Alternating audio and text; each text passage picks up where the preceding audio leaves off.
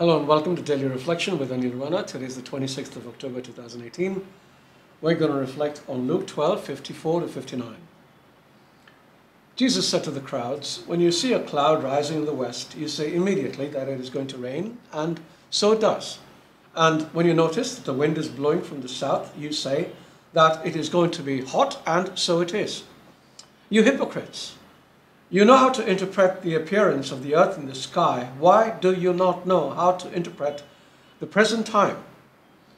Why do you not judge for yourselves what is right? If you are to go with your opponent before a magistrate, make an effort to settle the matter on the way, otherwise your opponent will turn you over to the judge, and the judge hand you over to the constable, and the constable throw you into prison. I say to you, you will not be released until you have paid the last penny." The Gospel of the Lord.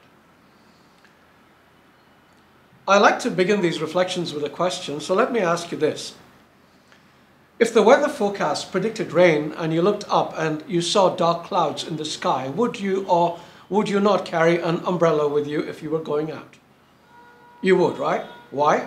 Because you would want to be prepared if it rained. Jesus asks the next question. If you are wise enough to do this when it comes to the weather, why are you not wise enough to take similar precautions when it comes to safeguarding yourself from a bigger, greater storm that is heading your way? This storm is, of course, the final judgment that will take place when Jesus comes for the second time. Now, you might have a question of your own. What is the second coming? It is the return of Jesus Christ that he himself foretold.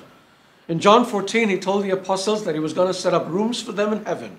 And then he says, "I will come back and take you to be with me, that you also may be where I am." Then in Matthew 24, he spoke about the spectacular way that he would return. This is something that all Christians profess in the Nicene Creed, and I am sure that you have professed it too several times. The latter part goes like this: "He ascended into heaven and is seated at the right hand of the Father. He will come again in the glory to judge the living and the dead, and his kingdom will have no end." We look for the resurrection of the dead and the life of the world to come.